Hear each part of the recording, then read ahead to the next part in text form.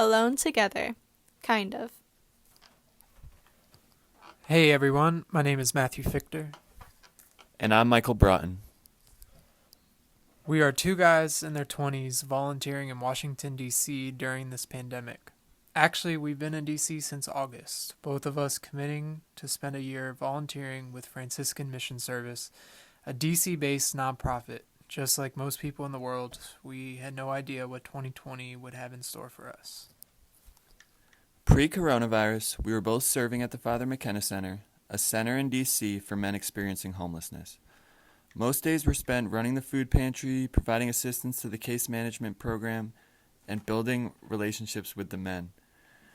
Now, most of our programming has come to a halt. However, that has not stopped the Father McKenna Center from continuing their efforts to help the community. Although we are not able to run our normal programming, the two of us have continued going in Monday through Friday every week to help with food distribution.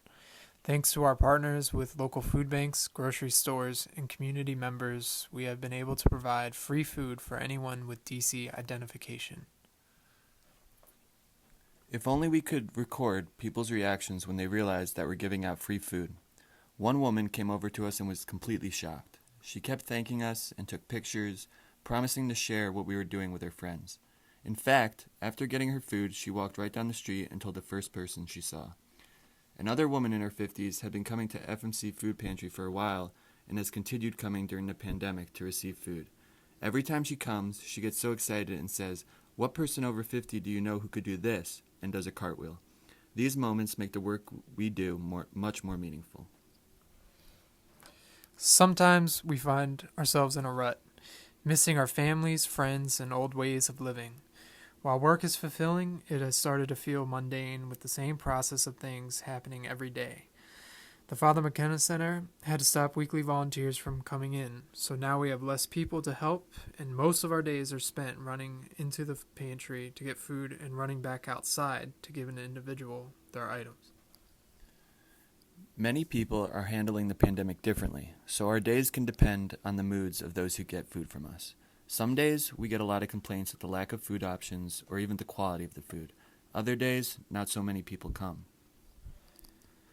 Even though the work we do has become more repetitive, people like the woman who does cartwheels remind us of why we do this. We both signed up for a year of service work for those in need, not knowing that a pandemic would hit. And right now, we are living in a time when most people are in need, so we want to help more than ever. Both of us being young and healthy with no underlying health conditions, we realize that we are in a position to help with less risk. We take all the necessary precautions like wearing PPE, practicing social distancing at work, etc. Every day we get to help those in need. When coronavirus first hit DC, people showed a lot of appreciation for what we were doing at the Father McKenna Center. But to us, we felt a little confused. We're providing the same support as before, so why are people showing even more gratitude now?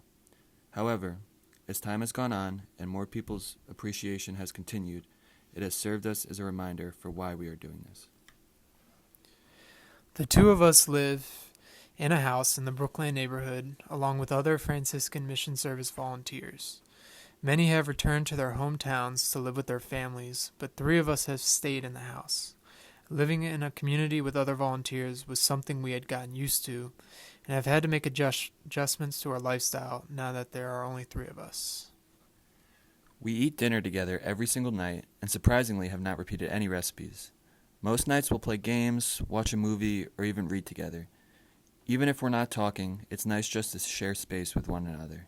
Each weekend, one person in the house gets a day where they decide what they want to do, and we all do it together. This has included cleaning, gardening, running, and napping. Really anything, but it gives a chance for all of us to do what we want with those we care for. So while a lot of the world is spending time in isolation, we have been blessed to go to work and help others, and also come home to loving community.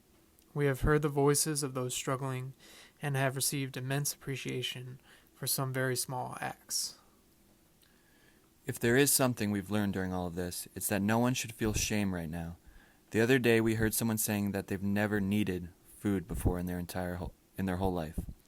They almost seemed embarrassed about it. Everyone in the world is experiencing some type of struggle right now. A lot of people cannot control the circumstances that they are in. In some ways, it's kind of comforting to know that everyone is going through this. We're all in this together, even though we're separated. Before this, there was a lot of focus put on our differences, and sometimes it seemed like there were no similarities to be found. But maybe, by sharing this similar experience, we will be able to meet others with more compassion. If everybody treated others with the same intentionality and care they are during this pandemic, the world would be a much better place. Stay safe and know that this will end.